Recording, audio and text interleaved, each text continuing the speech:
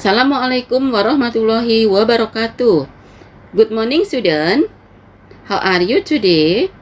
Alhamdulillah, I'm fine to thank you. Oke, bertemu kembali dengan Miss Santi dalam pembelajaran tematik kelas 6. Untuk hari ini kita akan belajar peran Indonesia dalam perekonomian ASEAN. Tujuan untuk pembelajaran ini adalah mengetahui posisi dan peran Indonesia dalam kerjasama di bidang ekonomi di ASEAN. ASEAN, Association Southeast of Asian Nation.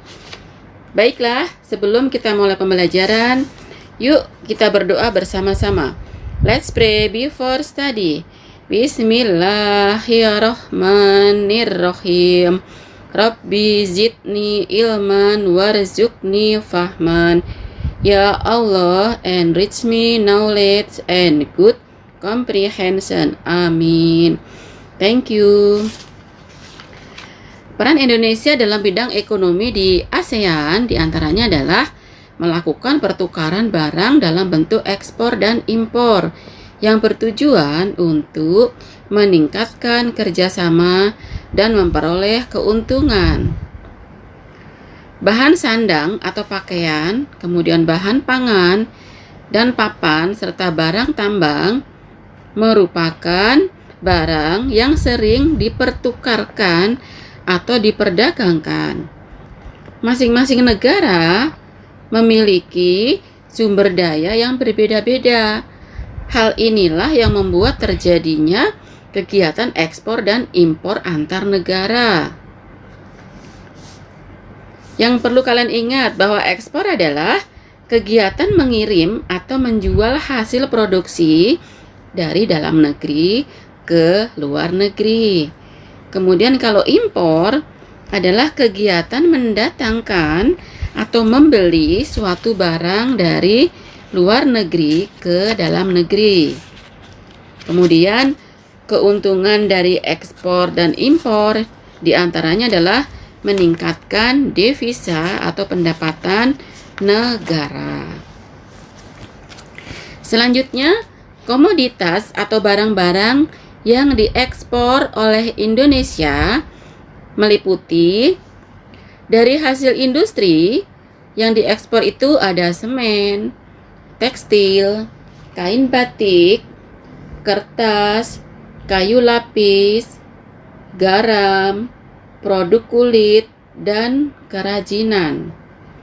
Kemudian dari hasil pertanian ada kacang kedelai, ada tapioka, ada jagung, dan sayur.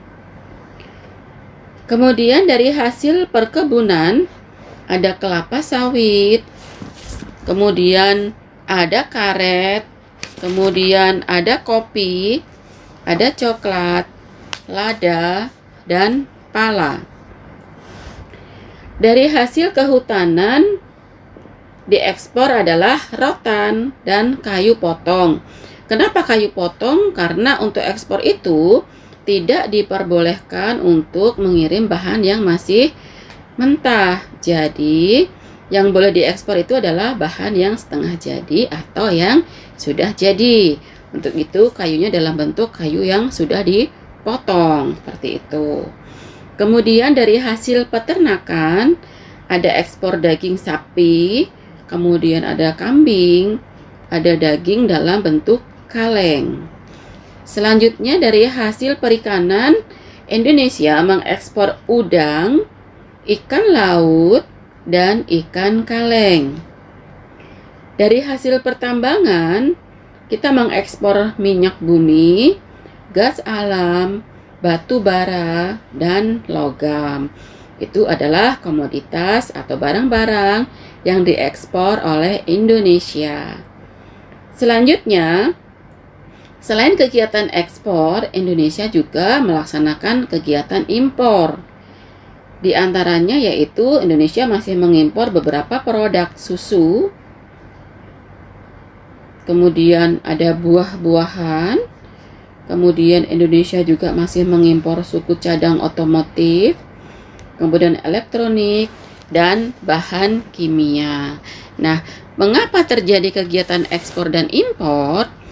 Kegiatan ekspor dan impor itu terjadi dikarenakan penghasilan dan SDM dari beberapa negara itu berbeda-beda, sehingga masing-masing negara akan membutuhkan barang dari negara lain, dan juga dari negara tersebut akan memenuhi kebutuhan barang untuk negara yang lain, terutama di kawasan ASEAN, karena memang negara kita adalah salah satu anggota ASEAN, bahkan pemrakarsa berdirinya ASEAN.